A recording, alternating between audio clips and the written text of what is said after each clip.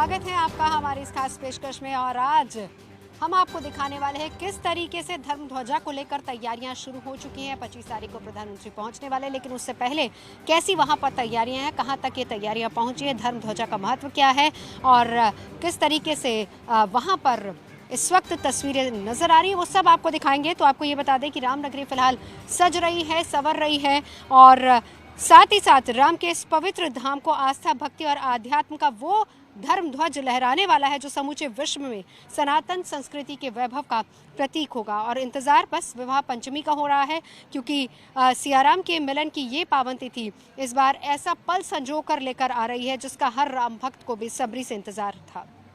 हर शुभ अवसर पर राम मंदिर के शिखर पर धर्म ध्वजा लहराएगी और 25 नवंबर को होने वाले इस राम मंदिर ध्वजारोहण समारोह की तैयारियां कैसी चल रही है वो आपको आगे दिखाएंगे। बहरहाल बता दें कि प्रधानमंत्री मोदी तो आ ही रहे हैं मुख्य अतिथि के तौर पर, लेकिन 8 से 10 हज़ार मेहमान भी इसमें शामिल हो रहे हैं।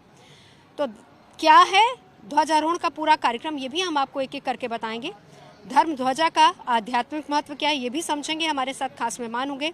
रामनगरी में विवाह पंचमी को लेकर तैयारी कैसी ये भी बताएंगे। और 30 मिनट का वो विशिष्ट मुहूर्त क्या है, कैसा होगा, राम मंदिर के शिखर से संसार को क्या संदेश दिया जाएगा, ये तमाम ऐसे मुद्दे होंगे जिनको लेकर आज हम चर्चा करेंगे, समझेंगे इन तमाम मुद्दों को। लेकिन उससे पहले एक बहुत अहम और खूबसूरत तस्वीर आपको दिखाते हैं। तैयारियां हो रही हैं, जैसा मैंने आपको बताया कि 8 से 10 हज़ार मेहमान वहां पर पहुंचने वाले हैं। मुख्य अतिथि के तौर पर प्रधानमंत्री नरेंद्र मोदी भी वहां पर मौजूद होंगे। और किस तरह की तैयारियां वहां पर चल रही हैं, आज एक ट्रायल भी वहां पर हुआ है। 3 तस्वीरें हम आपको दिखाते हैं।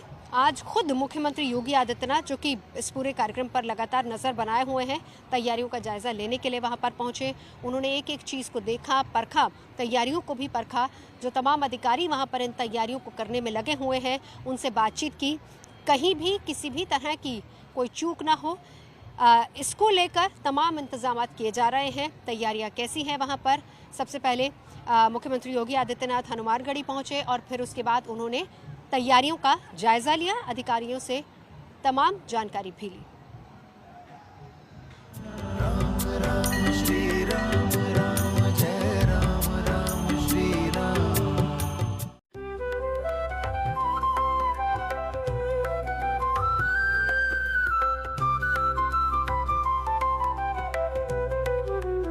ये मर्यादा पुरुषोत्तम प्रभु श्री राम की नगरी अयोध्या है।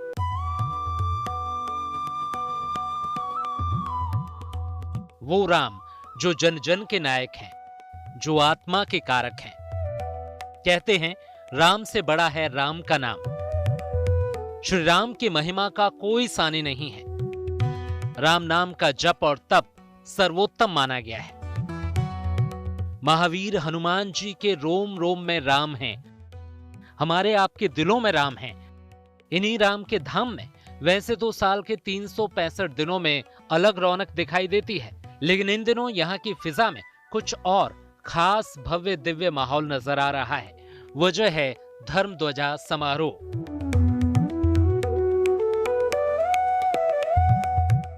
मंदिर परिसर में ध्वजारोहण की तैयारियां लगभग पूरी हो चुकी हैं। श्री राम मंदिर के शिखर पर वैदिक विधि विधान से ध्वजारोहण किया जाएगा। अयोध्या में ध्वजारोहण की भव्य तैयारी है। 25 नवंबर को वो तारीख है। आज से 8 दिन बचे हैं कुल, और उस दिन जो है ध्वजारोहण होगा। और इसी जगह पे जो राम जन्मभूमि है वहां पे शिखर पे जो ध्वजा फैलाई जा रही है और उसको लेकर रूपरेखा तैयार कर ली गई है। हम हल्द्वानी से आ रहे हैं और बहुत भव्य मंदिर बनाया है श्री राम मंदिर, और दर्शकों से निवेदन है सभी लोग आए यहाँ पे। 25 नवंबर को शिखर ध्वजारोपण है यहाँ पे और प्रधानमंत्री जी उसका उद्घाटन करेंगे। आपको कैसा लग रहा है? बहुत अच्छा लग रहा है हमें यहाँ पर आकर। 25 नवंबर को यहाँ पर प्रधानमंत्री जी आ रहे हैं जो कि शिखर पर ध्वजारोहण करने वाले हैं। हमें बहुत खुशी है और जरूर आएंगे हम बिल्कुल। वो यहाँ आके बड़ा आनंद आया, बहुत अच्छा लगा, दर्शन हुए, बहुत आनंद आया और बड़े प्यारी मूर्तियां बनी हैं। बड़ा अच्छा मूर्ति राम जी की। अब तो मंदिर बनकर तैयार हो गया है अभी। हाँ, 25 तारीख को ध्वजारोहण है। हाँ जी, हाँ जी, बहुत बढ़िया रहेगा सबके लिए, सनातन के लिए बहुत बढ़िया रहेगा। कहा जा रहा है कि श्री राम जन्मभूमि मंदिर में ध्वजारोहण उत्सव का शुभारंभ गुरुवार को हो जाएगा।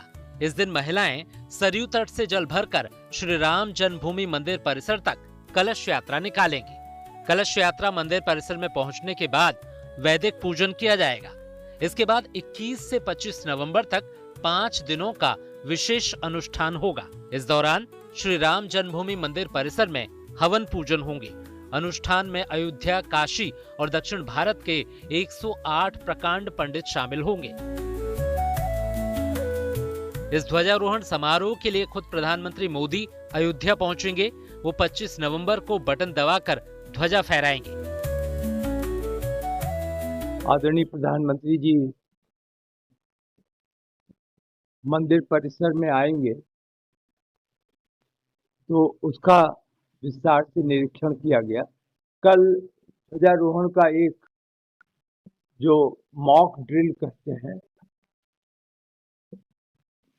वह पूरी तरीके से किया गया। जिस लंबाई, ऊंचाई, चौड़ाई का पताका भगवान के मंदिर पर शिखर पर लगेगा। 25 नवंबर को विवाह पंचमी के पावन अवसर पर शुभ मुहूर्त में श्री राम मंदिर के शिखर पर ध्वजारोहण होगा। कहा जा रहा है कि ध्वजारोहण के लिए 30 मिनट का शुभ मुहूर्त निकाला गया है। ये शुभ मुहूर्त दोपहर 12 से 12:30 बजे तक होगा। शुभ मुहूर्त में राम मंदिर के मुख्य शिखर पर धर्म ध्वजा को धीरे धीरे 190 फीट की ऊंचाई पर ले जाया जाएगा। फिर दंड स्थापित होने के बाद पीएम मोदी इसका ध्वजारोहण करेंगे। पीएम मोदी वैदिक मंत्रोच्चार के बीच मंदिर के शिखर पर 22 फीट लंबी और 11 फीट चौड़ी ध्वजा फहराएंगे। इस ध्वजारोहण कार्यक्रम में पीएम नरेंद्र मोदी के साथ आरएसएस प्रमुख मोहन भागवत, उत्तर प्रदेश की राज्यपाल आनंदीबेन पटेल और मुख्यमंत्री योगी आदित्यनाथ समेत कई हस्तियां मौजूद रहेंगी। इसी कार्यक्रम से पहले खुद सीएम ने यहां तैयारियों का जायजा भी लिया। भव्य महोत्सव के लिए रामनगरी सज धज कर तैयार है। भक्तों और संतों को उस पावन घड़ी का बेसब्री से इंतजार है जब ध्वजारोहण कार्यक्रम में पूरा मंदिर परिसर शंखनाद, ढोल नगाड़ों और घंटे घड़ियाल की आवाज से गूंज उठेगा।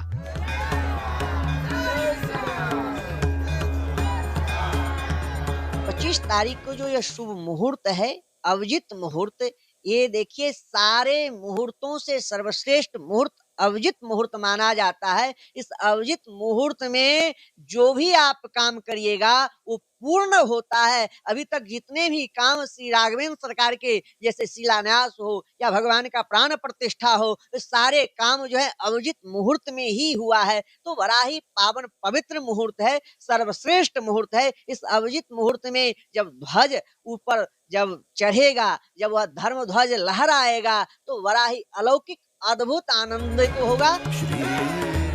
ध्वजारोहण के इस दिव्य उत्सव के अवसर पर श्री राम जन्मभूमि मंदिर पर नए भव्य मंदिर का निर्माण पूरा होने का संदेश पूरे विश्व को दिया जाएगा। इस कार्यक्रम में केवल आमंत्रित अतिथि ही शामिल हो सकेंगे। माना जा रहा है कि लगभग 8 से 10 हजार विशिष्ट अतिथि ध्वजारोहण कार्यक्रम में भाग लेंगे। ऐसे में मंदिर ट्रस्ट और प्रशासन की ओर से श्री राम मंदिर में ध्वजारोहण के कार्यक्रम को ऐतिहासिक और यादगार बनाने की पूरी तैयारी की जा रही है।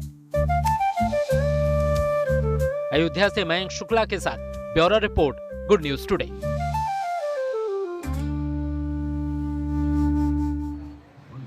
चलिए, तमाम खास मेहमान हमारे साथ इस वक्त जुड़ चुके हैं। मैं परिचय करा देती हूँ। आचार्य चांद्रू जी महाराज हमारे साथ मौजूद है, सीधा अयोध्या से कथावाचक हैं। हमारे साथ इस वक्त राज मिश्रा जी मौजूद हैं, वानियारा जी, और साथ ही साथ संजय शर्मा जी भी मौजूद है। आप सभी का बहुत बहुत स्वागत है। सबसे पहले चंद्रांशु जी महाराज, आप ही के पास आऊँगी। देखिए, एक वो दिन था जब हम चर्चा करते थे कि राम मंदिर निर्माण हो रहा है, राम मंदिर बन रहा है, लेकिन आज अब धर्म ध्वजा स्थापित हो रही, काउंटडाउन शुरू हो चुका है। आज खुद मुख्यमंत्री वहां पर पहुंचे हैं तैयारियों का जायजा लेने के लिए। अयोध्या वासी होने के नाते आज आपकी फीलिंग्स क्या है, क्या चल रहा है मन में आज?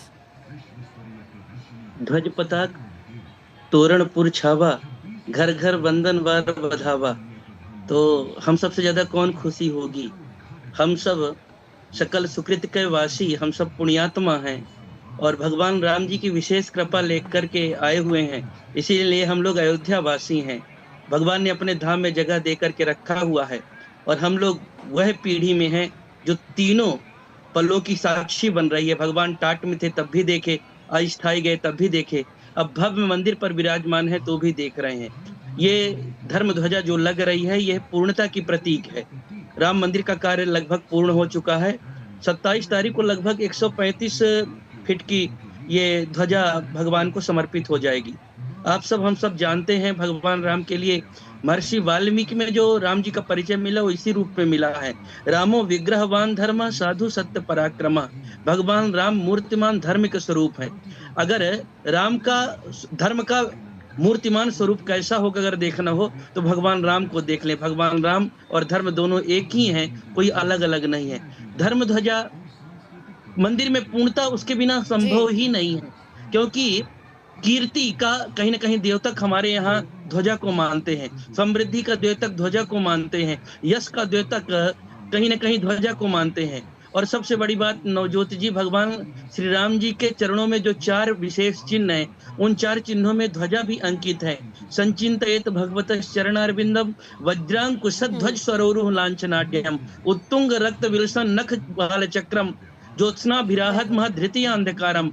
अंधकार को दूर करने वाला, यश कीर्ति को देने वाला भगवान के चरण में चिन्ह में विराजमान ये ध्वजा है। ये धर्म का प्रतीक होने के नाते किसी भी मंदिर में जब ध्वजा लगता है तो जब वो प्रवाहित होता है, उसकी ध्वजा चारों तरफ जब फहराता है, वह भगवान की कीर्ति, उस मंदिर ठाकुर जी की कीर्ति के रूप में स्वीकार करते हैं, मानते हैं उसको।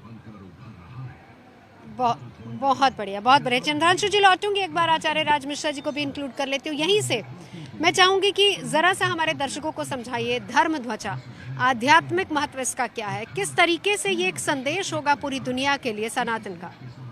सनातन का बहुत सुंदर संदेश है। एक बात ध्यान रखिएगा नवजोत जी, एक सनातन ही इस प्रकार का धर्म है जो कहता है सर्वे भवन्तु सुखिनः सर्वे सन्तु निरामया सर्वे भद्राणि पश्यन्तु मा कश्चित् दुःखभाग् भवेत्। हम पूरे संसार के लिए, पूरे विश्व के लिए एक मंगल कामना अगर कोई धर्म करता है तो वो सनातन धर्म करता है। सनातन धर्म, क्योंकि शास्त्र कहता है धारणात्मिक धर्म, शास्त्र ने बड़ा स्पष्ट, सनातन धर्म वो कहता है कि जिससे दूसरे के मुख पे प्रसन्नता आए वो धर्म है, और जिससे दूसरे के मुख पर अशांति उत्पन्न हो अधर्म है।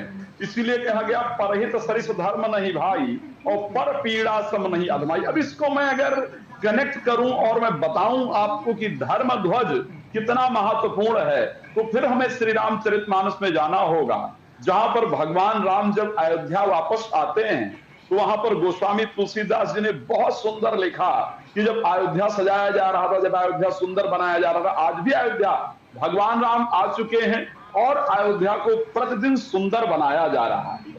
तो वहां पर लिखा गया कि बंदनवार पताका केतु और सविन बनाए मंगल हेतु। मंगल का जो वास्तविक सूचक है उसको पताका कहा गया है। पताका यानी ध्वज। गांव में अगर आप जाएंगे, हमारे ग्रामीण क्षेत्रों में हम सभी के घरों में, घर के बाहर हनुमान जी के चिन्ह स्वरूप ध्वज जरूर लगा होता है, तो उसको मंगल का प्रतीक कहा जाता है। यदि मैं सनातन की बात करूं तो क्योंकि विश्व, पूरे विश्व की अगर मंगल की कामना करता है तो सनातन करता है, और हमारा जो धर्म ध्वज लगा होता है ये इसका प्रतीक है कि हम किसी पूरे विश्व के अमंगल की कामना नहीं करते हैं, सिर्फ मंगल की कामना करते हैं। और एक बात आपको बताना चाहता हूं नवजोत जी, जैसा कि चंद्रांशु जी महाराज जी ने कहा था, श्री रामचरितमानस की चौपाई बालकांड दोहा नंबर 193, जहां पर गोस्वामी तुलसीदास जी ने लिखा जब भगवान राम का अवतरण हुआ था, भगवान राम का जन्म हुआ था, तो लिखा है कि ध्वज पताक तोरण पुरछावा कहीं न जाए जही भांति बनावा।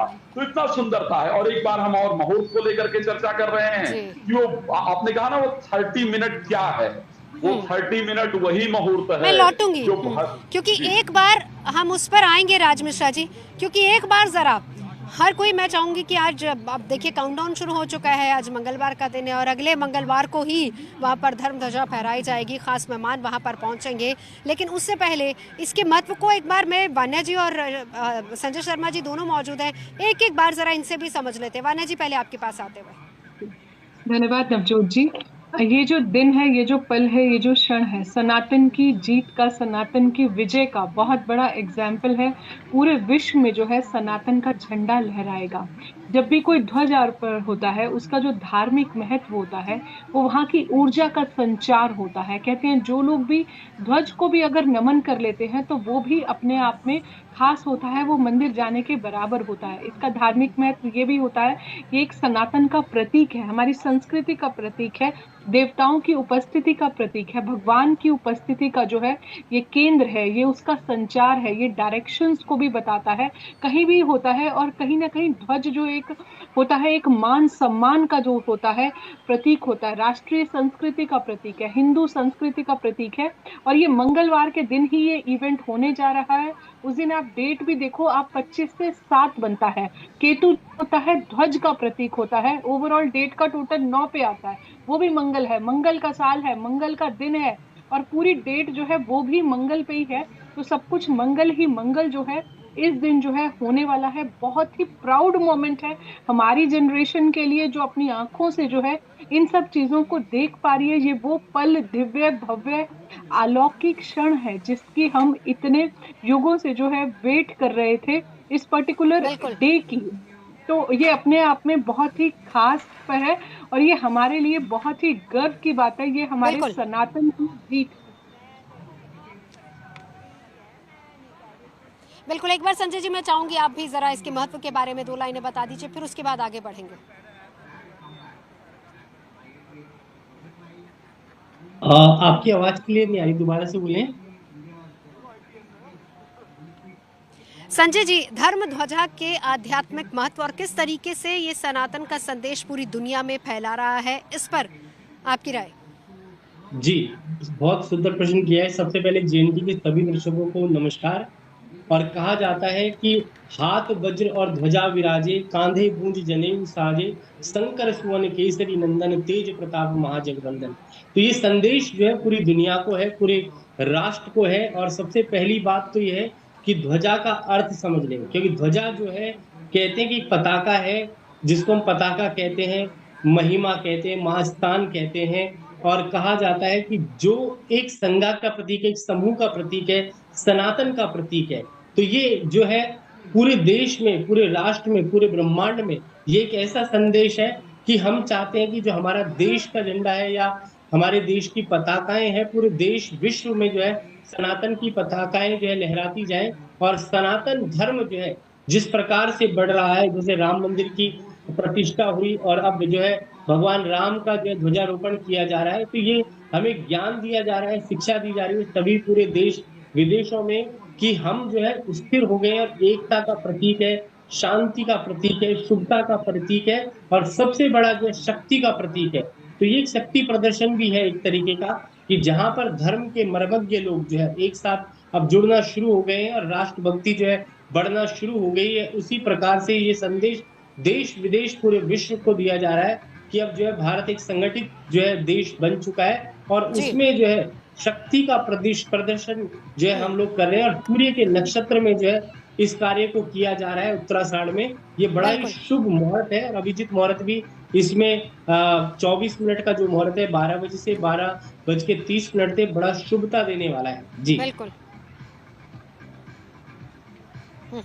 चलिए, अब चंद्रांशु जी महाराज, कार्यक्रम क्या क्या रहने वाला है? विवाह पंचमी का दिन भी है, तो वहाँ पर तैयारियां कैसी चल रही हैं? वैसे तो अयोध्या धाम में परंपराएं पहले से चल रही है। श्री सीताराम जी का विवाह बहुत हर मंदिरों में श्रद्धा भक्ति पूर्वक ही होता है, क्योंकि श्री जी की उपासना हम सबकी आचार्य तो वैष्णव संप्रदाय के ज्यादा वहाँ पर आश्रम है और लगभग सभी आश्रमों में सीता जी की उपासना करते हैं, इसलिए सभी आश्रमों में उत्सव मनेगा ही मनेगा। उसकी तैयारी बहुत पहले से ही प्रारंभ हो जाती है। जैसे त्रेता युग में भगवान राम जी का विवाह हुआ था, उन्हीं परंपराओं के वैदिक विधि को मान करके आज भी श्री सीताराम जी का विवाह उसी क्रम से लगातार होता है। उसी तरह से सुबह का कलेवा भगवान का होता है, रात को पुजारी जी उनके प्रतिनिधि के रूप में बैठते हैं, जैसे भ्रामरी होती है, सप्तपदी होती है, जितने भी रस्म हैं द्वारचार से लेकर के सारे रस्म उसी तरीके से लगातार निभाते हैं, लगातार करते रहते हैं।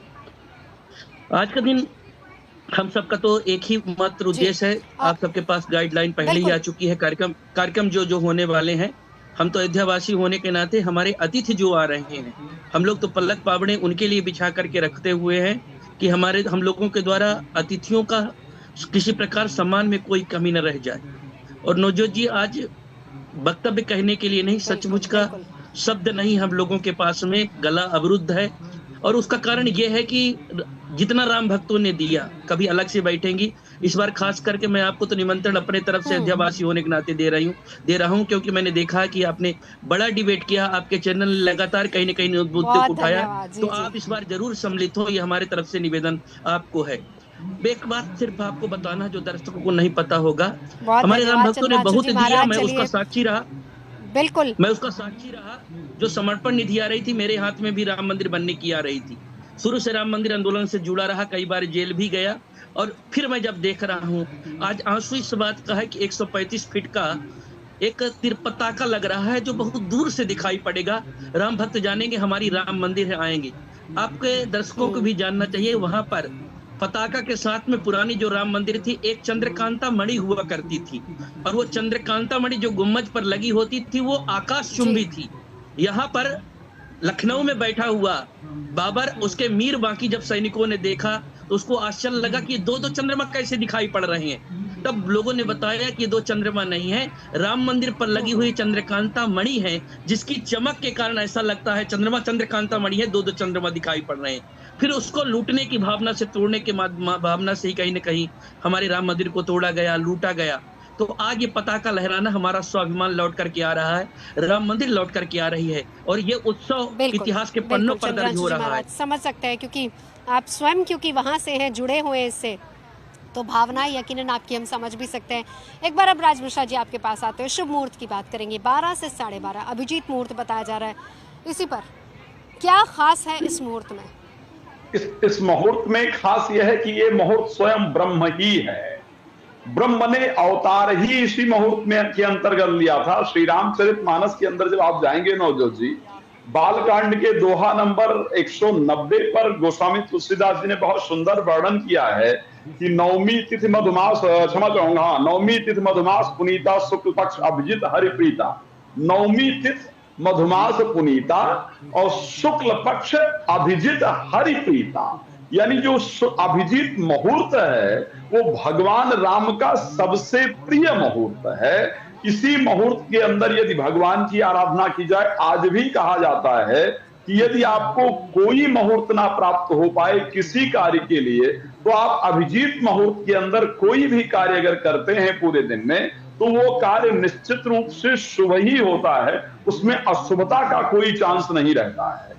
तो उस परिस्थिति के अंतर्गत यही एक मुहूर्त होता है जिस मुहूर्त के अंतर्गत जोग नखत ग्रह वार अतिथि सकल भय अनुकूल, ये जो मुहूर्त है इसमें सारे योग, सारे ग्रह, सारे नक्षत्र इत्यादि अपने आप में अनुकूल हो जाते हैं, कोई प्रतिकूल रहता ही नहीं है, क्योंकि परमात्मा की जो कृपा है। क्योंकि इस मुहूर्त के अंदर भगवान राम का जन्म हुआ था, भगवान राम का अवतार हुआ था, इसी कारण से इस मुहूर्त को विशेष माना जाता है। ये मुहूर्त वो मुहूर्त है जिसके अंदर श्री रामचरितमानस में गोस्वामी तुलसीदास जी ने लिखा है कि शीतल मंद सुरभि बहबाऊ और हर्षित सुर संतन मन चाऊ, जहां पर समस्त देवता इस मुहूर्त के समय पर प्रसन्न हो जाते हैं, प्रकृति अपने आप में प्रसन्न हो जाती है, ब्रह्मांड के अंदर एक सात्विक ऊर्जा का संचार होता है। तो इस समय पर यदि परमात्मा की आराधना किया जाए, परमात्मा से कुछ प्राप्ति के लिए प्रार्थना किया जाए, तो निश्चित रूप से वो कामना पूरी होती है।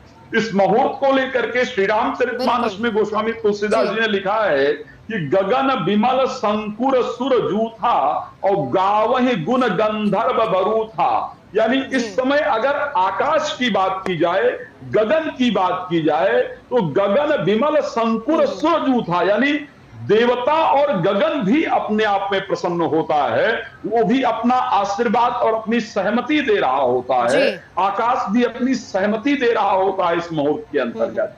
तो इस मुहूर्त का मुझे लगता है कि जितना भी वर्णन किया जा सके वो शायद बहुत कम। जी चलिए, तिथि और मुहूर्त को लेकर हम चर्चा आगे भी जारी रखेंगे और साथ ही साथ इसके महत्व को भी समझेंगे। वाने जी और संजय शर्मा जी भी हमारे साथ मौजूद है। तमाम खास मेहमान लगातार हमारे साथ बने हुए। हम आपको दिखा रहे हैं हमारी ये खास पेशकश किस तरीके से बस काउंटडाउन शुरू हो चुका है और राम मंदिर पर अब धर्म ध्वजा फहराने वाली है। 25 तारीख को तैयारी है। 12 से 12:30 बजे का विशेष मुहूर्त है। प्रधानमंत्री नरेंद्र मोदी वहां पर पहुंचने वाले हैं। 10 से 15 हज़ार के करीब वीआईपी गेस्ट वहां पर बुलाए गए। इसके अलावा आज मुख्यमंत्री योगी आदित्यनाथ भी तैयारियों का जायजा लेने के लिए पहुंचे, जहां सबसे पहले वो हनुमानगढ़ी गए और फिर उसके बाद उन्होंने तमाम अधिकारियों से तैयारियों की रूपरेखा पर भी चर्चा की और वहां की तैयारियों का जायजा भी लिया। खास मेहमान हमारे साथ मौजूद हैं। कितना अहम होने वाला है ये दिन, विवाह पंचमी के दिन ये धर्म ध्वजा फहराई जाएगी, इसी को लेकर हम चर्चा कर रहे हैं। खास मेहमान लगातार हमारे साथ बने हुए हैं। मुहूर्त को लेकर बात हो रही थी ब्रेक पर जाने से पहले राज मिश्रा जी आपसे, लेकिन वानिया जी मैं आपके पास आना चाहूंगी। 12 से 12:30 का मुहूर्त, विवाह पंचमी का दिन 25 तारीख, कितना अहम है ये? थैंक यू नवजोत जी, आपने बहुत अच्छा प्रश्न पूछा। ये जो दिन है ये बहुत ही खास है और ये जो मुहूर्त है, ये मुहूर्त जो है विजय का मुहूर्त होता है, जो अभिजीत मुहूर्त होता है। सूर्य उदय से लेकर सूर्य अस्त का जो ये 8वां मुहूर्त होता है, ये अपने आप में बहुत ही शुभ होता है, बहुत ही खास होता है। इसका मतलब ही होता है विजय का मुहूर्त, जो है जीतने का। और इसमें जो है जितने भी कोई दोष होते हैं वो सारे जो है इस मुहूर्त में जो है वो सारे अपने आप ही ऑटोमेटिकली जो है एक्सक्लूड हो जाते हैं। अब मंगलवार का दिन है और तिथि भी जो है आप देखिए 25 से 7 जो केतु की तिथि है, अगर पूरी डेट को टोटल कर दें वो भी 9 है, तो कहीं ना कहीं मंगल की जो है ये तिथि ही मंगल की है और साल भी मंगल का, दिन भी मंगलवार। ऐसे लगता है कि साक्षात भगवान राम का आशीर्वाद जो है इस पूरे मुहूर्त पे है। और ये जो है अपने आप में सनातन की विजय का मुहूर्त है। ये अपने आप में बहुत ही खास है, अपने आप में बहुत ही शुभ है। ये जो ध्वज होता है ये किसी भी डायरेक्शन को भी सिग्निफाई करता है। दूर से ही, पहले पुराने प्राचीन जमाने में दूर से ही ये डायरेक्शंस को जो है अपने आप में बता देता था। ऊर्जा का, देवताओं का केंद्र, भगवान का केंद्र, ये अपने आप में बहुत ही गर्व का जो है ये मुहूर्त है। और ये सनातन की जीत, ये वो जीत जिससे हमारे पूरे विश्व का एक एक सनातनी जो है इस दिन का जो है युगों से जो है वेट कर रहा था कि कब हमारे भगवान श्री राम जो है, हमारे राम लला यहाँ पर विराजेंगे। हमने भगवान लला को विराजते देखा, अब ये ध्वजारोहण भी जो है वो भी देखेंगे। और आप खास देखिए क्योंकि केतु जो है, केतु की एक रेमेडी भी होती है, वो भी कहते हैं ध्वज लगाना। तो ये दिन भी जो है 25 और ये भी टोटल अगर 7 पर देखें, ध्वज जो होता है मान सम्मान, समाज में मान सम्मान, पूरे अयोध्या नगरी, पूरे अयोध्या वासियों के लिए ये जो है अपने आप में बहुत ही खास है। ध्वज पे जो चिन्ह होते हैं वो किसी भी देवी देवताओं के वाहन का प्रतीक होते हैं। जैसे भगवान शिव का जो है नंदी होता है, गणेश भगवान का मूषक होता है, वैष्णव संप्रदाय का जो है गरुड़ होता है। तो ये अपने आप में खास है। और इतनी ऊंची जो उसकी हाइट है और जो उसका जो विड्थ है, अगर उसकी हम डायमेंशंस की थोड़ी सी बात करें तो इसमें जो है 21 फीट हाइट का जो है ये ध्वज है। इसके बाद 42 फुट टॉल फ्लैग का जो पोल है, 161 फुट पूरा जो हाई स्पायर है, जो मेन टेम्पल उसके ऊपर वो लगेगा। तो उसकी ऊंचाई से ही, दूर से ही हमारे जो है भगवान राम लला का, भगवान राम मंदिर दूर से ही दिखने वाला है। तो ताकि हर सनातनी जो है वो गर्व से कह सकेगा कि ये हम राम की नगरी में आए। बिल्कुल। और उसको बड़े अच्छे तरीके से परिभाषित ब्रेक पर जाने से पहले चंद्रांशु जी महाराज ने भी किया था कि किस तरीके से इस ध्वजा का महत्व और कैसे अयोध्या में फहराती थी और लखनऊ में वहाँ से भी लोग देखा करते थे। लेकिन एक बार राज मिश्रा जी आपके पास आती हूँ, जो 12 से 12:30 का आपने बताया कि अभिजीत मुहूर्त का महत्व क्या है, कितना इम्पोर्टेंट ये है और ख़ास तौर पर उस दिन के लिए, लेकिन कार्यक्रम क्या क्या रह सकते हैं 12 से 12:30 के बीच में, अगर आप बता पाए तो? उस दिन बहुत एक ध्वज लगाने का एक पूरी तरीके से नियम है नवजोत जी, और उसी नियम का पालन कहीं भी किसी तरीके से किया जाएगा। जैसे एक नियम है कि जिस दिन ध्वज लगाना हो उसके लिए पहले कलश इत्यादि लेकर के बाकायदा मंगल का जो सूचक है, जैसे नृत्य हो गया, गान हो गया, वाद्य यंत्रों का वादन हो गया, इन सभी चीजों को पहले नियम से करना चाहिए। शुद्ध जल लेकर के आना चाहिए, जो कि पहले ही लेकर के आ जाएंगे, वो लेकर के आने का नियम है, वो 12 से 12:30 के पहले आ जाएगा। और सारा पूजन 12 से 12:30 के बीच में क्या होने वाला है, सबसे पहले भगवान गणेश जी की प्रॉपर पूजन किया जाएगा। भगवान गणेश जी के पूजन के साथ नवग्रहों का पूरा पूजन किया जाएगा, भगवान राम का पूजन किया जाएगा और स्पेशली ध्वज के लगाने में भगवान हनुमान जी की पूजा जरूर की जानी चाहिए। नियम है कि भगवान हनुमान जी का पूजन किया जाना चाहिए। भगवान हनुमान जी का पूजन करने के बाद ध्वज का बाकायदा पंचोपचार विधि से पूजन होता है, जिसमें 5 चीजों का विशेष पूजन किया जाता है। ध्वज का पूजन होता है उसको पंचोपचार विधि से 5 चीजें, रोली हो गया, मोली हो गया, चावल इत्यादि हो गया, वो सारी सामग्रियां लेकर के पूजन किया जाता है। बाकायदा जिस देवता का विशेष मंदिर है, जैसे भगवान राम का विशेष मंदिर है, तो भगवान राम के जो विशेष मंत्र हैं उसके द्वारा आहुति दी जाएगी, यज्ञ इत्यादि किया जाएगा। हनुमान जी के मंत्रों से यज्ञ इत्यादि किया जाएगा और यज्ञ इत्यादि करने के बाद वो मायने रखता है कि प्राइम मिनिस्टर साहब के पास उतना समय होगा, आदरणीय प्रधानमंत्री जी के पास, या नहीं होगा। अगर इतना समय हुआ तो निश्चित रूप से ये सारे कार्यक्रम उनके द्वारा संपन्न कराए जाएंगे। और अगर मान लिया जाता है कि उनके पास समय नहीं है, कुछ 5-7 मिनट का समय है, तो ये सारे जो मैं कार्यक्रम बता रहा हूं इसको पहले संपूर्ण जरूर किया जाए कि ये नियम है, इसके बिना नहीं किया जा सकता है। तो यज्ञ जरूर होगा, पूजन जरूर होगा। यज्ञ पूजन के बाद वो जो कलश से जल लेकर के आया जाता है, उससे नियम है कि ध्वजा को नहलाना चाहिए, यानी उसका स्नान कराना चाहिए। स्नान कराने के बाद उसमें हल्दी हो गया, अक्षत हो गया, दुर्बा हो गया, ये सारी चीजें ध्वज के अंदर बांधी जाती है, जो जनरली ध्वज मंदिर पर चढ़ाया जाता है। वहां अगर कोई इलेक्ट्रॉनिक व्यवस्था इत्यादि वो अलग विषय है, लेकिन सब कुछ उसमें बांधा जाएगा। बांधा जाने के बाद उसका स्नान इत्यादि करा करके, पूजन इत्यादि करा करके, यज्ञ प्रॉपर विधि से करके, और फिर उस ध्वज को जो फहराने का कार्यक्रम है, जो ध्वज को लगाने का कार्यक्रम है, उसको बाद में किया जाएगा। नियम यह है कि जब ध्वज लगाया जाता है तो 5 यज्ञोपवीत धारण किए हुए लोग या पूजन करने वाले लोग उसमें हाथ लगाते हैं, या फिर 12 यज्ञोपवीत धारण किए हुए, जनरली हम लोगों के जो क्षेत्र में है, क्योंकि मैं अवध से हूं तो मुझे वहां ध्वज का विशेष हम लोगों के घरों में होता है, तो मुझे पता है कि 12 विशेष ब्राह्मण जो यज्ञ करते हैं उनको उसमें हाथ लगाना होता है।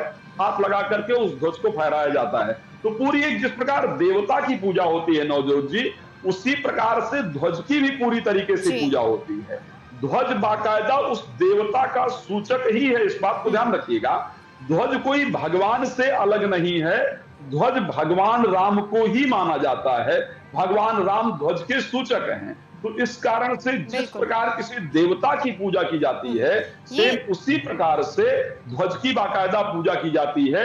इसीलिए वहां पर 108 जो विशेष पंडितों को बुलाया गया है, तो स्वस्तिवाचन का उच्चारण करेंगे, जो मंगल मंत्र है मंगल मंत्र का बाकायदा उच्चारण करेंगे, भगवान राम की जो विशेष स्तुति है, जो भगवान राम की विशेष आराधना है, उन मंत्रों का बाकायदा उच्चारण करेंगे। तो सारी प्रक्रिया जो होने वाली है वो उस दिन वहां पर होगी। और मैं जानता हूं कि आप लोग शायद निश्चित रूप से उस प्रक्रिया को पूरी तरीके से दिखाएंगे। शास्त्र ये कहता है नवजोत जी कि अगर उसका दर्शन भी किया जाए, जब ध्वज लगाया जा रहा हो उस समय का, उस पूजन का यदि दर्शन भी कर लिया जाए, तो हमारे जन्म जन्मांतर कृत जो पाप कर्म हैं वो स्वतः नष्ट हो जाते हैं, सिर्फ दर्शन मात्र से नष्ट हो जाते हैं। तो मैं ये भी कहूंगा जो आपके दर्शक आज इस कार्यक्रम को देख रहे होंगे कि जब उस समय ये लगातार इस खबर पर बना रहेगा और हम आपको वो लाइव तस्वीरें भी दिखाएंगे। राज जी, बहुत अच्छे तरीके से आपने इन कार्यक्रमों के बारे में तो बताया, लेकिन एक बार चंद्रांशु जी महाराज आपके पास आती हूँ। क्या क्या कार्यक्रम रहने वाले हैं, क्या परंपराएं होती है, क्या विधान रहता है, उसके बारे में राज जी ने हमें समझाया। लेकिन वो दिन जो है वो खास विवाह पंचमी का भी दिन है। ये जो तमाम कार्यक्रम है ये रहेंगे राम मंदिर में, लेकिन वहाँ पर और बहुत सारे मंदिर भी हैं। वहाँ पर भी क्या इस तरह के कार्यक्रम होंगे, वहाँ का क्या अगर आप बता पाए डिटेल्स रहने वाली है? तो वहाँ पर ये प्रवचन बातें नहीं होगी, वहाँ पर गीत गाने होंगे, नृत्य होगा, खुशी का माहौल होगा, और सब लोग जो जिसको मिलेगा सब लुटाता रहेगा, लूटता रहेगा, वही होगा। इसलिए 2 पंक्तियां उसी में समापन सत्र में कम से कम रहे कि अवधपुरी सो है यही भांति, प्रभु ही मिलन आई जनुराती, राम राज बैठे उठे त्रय लोका हर्षित भये, गए सब शोका दैहिक दैविक भौतिक तापा, राम राज नहीं कहूँ ही व्यापा, राम राज नहीं कहूँ ही व्यापा, बैर न कर का होसन कोई, राम प्रताप विषमता खोई, अवधपुरी प्रभु आवत जानी, भई सकल शोभा की खानी, भई सकल शोभा की खानी। माँ सरजू जी कल कल छल छल निनाद बहुत करते बढ़िया, हुए बहुत बढ़िया। नृत्य करेंगे, ध्वज पताक तारण जी। लगा होगा और सब लोग नृत्य करते हुए मस्त होंगे, आनंदमय होंगे। सब दर्शकों के लिए एक विशेष निवेदन है, सब लोग आए, बिल्कुल। क्योंकि सब लोग नहीं आ सकते, 10,000 लोगों के करीब की संख्या है, पर आगे पीछे सब लोग आए और ज्यादा से ज्यादा आकर के भगवान का दर्शन करें। बिल्कुल, चलिए चंद्रांशु जी महाराज, मैं आपके पास लौटूंगी।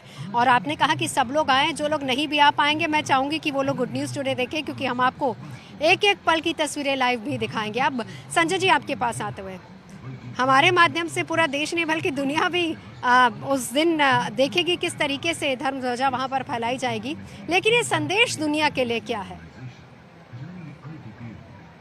जी, देखो पूरे विश्व की अगर हम बात करें, पूरे ब्रह्मांड की बात करें, मुझे आवाज क्लियर नहीं आई पर फिर भी मैं प्रश्न का आंसर आपको कर रहा हूँ कि पूरे ब्रह्मांड की अगर बात करें तो भारतीय संस्कृति जो है बढ़ने वाली है, क्योंकि ध्वजा जो है, कहते हैं कोई भी पताका विश्व में फहराई जाए तो वो उसका परचम आगे बढ़ता जाता है।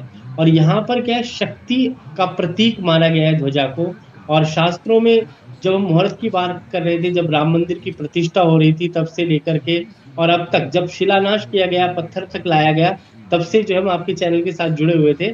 तो ये जो मुहूर्त है, ये कहते हैं भगवान का एक तरीके से विवाह मुहूर्त भी है और बांके बिहारी जी की जयंती भी है। तो ये एक महापर्व के रूप में मनाया जा रहा है और इसमें जितने भी लोग आ रहे हैं, सम्मिलित हो रहे हैं, उनके लिए, उनके जीवन के लिए उद्धार की बात है। और ये सन 2025 जो है एक ऐसा साल रहेगा विश्व में जहां पर आप देखें कि राम मंदिर का निर्माण हो गया, सीता मैया का मंदिर का निर्माण हो गया और कहते हैं कि धर्म की जो है जय जयकार हो रही है। और जिस प्रकार से हमारे जीवन का उद्धार हो रहा है, कहते हैं भगवान राम के द्वारा, कृष्ण के द्वारा जो उद्धार किया जा रहा है। और ये जो समय चल रहा है विश्व में, जो 25 नवंबर का दिन है, बड़ा ही शुभ मुहूर्त है। और 24 मिनट का जो मुहूर्त है बड़ा ही शुभ रहने वाला है। और उच्च श्रवा, हम कहते हैं कि जो उच्च श्रवा का मुहूर्त रहता है वो बड़ा ही शुभ रहता है। और आज के दिन बड़े अच्छे अच्छे योग भी जो है बन रहे हैं, मानस योग बन रहा है, गजकेशरी योग बन रहा है, उत्तराषाढ़ नक्षत्र का दिन है, मंगल सूर्य का रोचक योग बन रहा है। तो ये क्या है कि ऐसे मुहूर्त बहुत कम होते हैं। और आप देखें कि जो ध्वजा की लंबाई और चौड़ाई है उसका योग भी जो है 33 आ रहा है। कहा जाता है कि 33 का अंक भी बड़ा शुभ माना जाता है। और 30 मिनट का मुहूर्त है, तो बड़े अच्छे अवसर हो रहे हैं और धर्म की जय हो रही है। हम कहते हैं धर्म की जय हो, अधर्म का नाश हो। तो अब यहाँ धर्म बढ़ता ही जाएगा। और गीता में भी कहा गया है, भागवत में भी कहा गया है, भक्ति, ज्ञान, वैराग्य और त्याग, इनके बिना जीवन की गति नहीं है। तो ये जो है हम उस गति पर आ गए हैं और धर्म का रास्ता जो है प्रशस्त हो गया है। और भगवान जिस प्रकार से प्रकट होते हैं उसी प्रकार से ध्वजा का जो प्रकरण हो रहा है बड़ा शुभ है। और उसमें सारे सन्यासी उस जो है पृथ्वी पर जा रहे हैं, उस स्थान पर जा रहे हैं जहां पर 6000 से ज्यादा लोगों को इनविटेशन मिलेगा। और जिन लोगों को नहीं भी मिलेगा उनको निराश नहीं होना चाहिए, क्योंकि टीवी के माध्यम से भी आप जो उसमें सम्मिलित होंगे। तो ये बड़ा ही शुभ अवसर है और अपनी संस्कृति को बढ़ाएं। और जिस प्रकार से कार्यक्रम किया जा रहा है, ऐसे भव्य कार्यक्रम भी फ्यूचर में होते रहे, जिससे कि धर्म की जय जयकार होती रहे। और ऐसे शुभ मुहूर्तों पर जो है जब काम किया जाता है तो विजय का प्रतीक, स्थिरता का प्रतीक माना गया है। तो स्थिरता रहेगी जीवन में, शुभता रहेगी और हर मानव जीव के लिए कल्याण होगा। जी बिल्कुल। अब एक बार वान्या जी आपके पास आते हुए, देखिए बहुत शुभ घड़ी आने वाली है, काउंटडाउन शुरू हो गया और इसीलिए आज हम इस शो को दिखा भी रहे हैं, क्योंकि कार्यक्रम कैसे रहने वाले हैं, किस तरीके से तैयारियां चल रही, ये तमाम चीज़ें हमने बताई हैं। लेकिन अगर मैं आपसे जानना चाहूँ, ये एक बहुत बड़ा संदेश दुनिया के लिए भी होगा, साथ ही साथ विवाह पंचमी की तिथि भी उस दिन पड़ रही है। जी, क्योंकि इस दिन विवाह पंचमी की तिथि भी पड़ रही है, ये अपने आप में बहुत ही ख़ास है। जिन भी लोगों की मैरिड लाइफ में भी, विवाह में भी अगर कुछ इश्यूज़ आ रहे हैं, तो आप जो है माता लक्ष्मी और भगवान विष्णु की जो है इस दिन आराधना करें, उनके चित्र को अपने घर में स्थापित कर सकते हैं। मूर्ति भी अगर आप प्राण प्रतिष्ठा के साथ स्थापित करें तो वो भी शुभ है। इस दिन आप तुलसी का पौधा जो है वो भी अपने घरों में जो है लगा सकते हैं। जिन भी कपल्स में थोड़ा बहुत भी अगर आपको लगता है कि रिलेशनशिप में वार्मथ नहीं है, और इस दिन जो है भगवान श्री राम और माता सीता का चित्र जो है आप अपने घर में लगाएं, उनकी उपासना करें, उनकी आराधना करें। पूरे विश्व के लिए ये बहुत ही खास संदेश है कि धर्म का डंका जो है, अब जो है धर्म जो है हर जगह धर्म ही धर्म होगा, हर जगह सनातन की जो है विजय ही विजय होगी। ये और हमारे लिए ये बहुत ही ज्यादा अपने आप में एक ये गर्व का मोमेंट होगा। और इस दिन जो है आप भगवान श्री राम का और माता सीता की आराधना जरूर करें।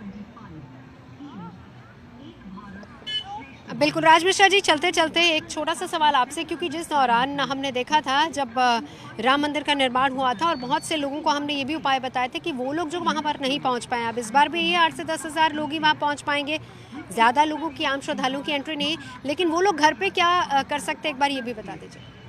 बहुत सुंदर। अगर मैं कहूँ घर पे क्या कर सकते हैं, जो लोग श्री रामचरितमानस पढ़ सकते हैं, आपसे निवेदन करूंगा श्री रामचरितमानस खोलिए। श्री रामचरितमानस के बालकांड का दोहा नंबर 311 की चौपाई नंबर जो है वो 7 रहेगी। मंगल मूल लगन दिन आवा, हिमरित अगहन मास सुहावा, और ग्रह तिथि नखत जोग बर बारू, लगन सोधि विधि कीन विचारू। अगर संभव हो तो इसका पाठ कीजिए, नहीं संभव हो तो कृपया पहले ही ध्वजा बनवा लीजिए। घर के ऊपर या घर के बाहर ध्वजा लगा लेने से घर का वास्तु दोष और घर की नकारात्मकता बिल्कुल नष्ट हो जाती है। और ये दिन, ये समय तो वाकई सबसे पवित्र है। चलिए, तो बहुत अगर पॉसिबल है तो ध्वजा लगा लीजिए। चलिए, बहुत शुक्रिया आप तमाम खास मेहमानों का हमारे साथ यहाँ पर जुड़ने के लिए। फिलहाल हम यहाँ रुकेंगे एक ब्रेक के लिए, आप रहिए हमारे साथ।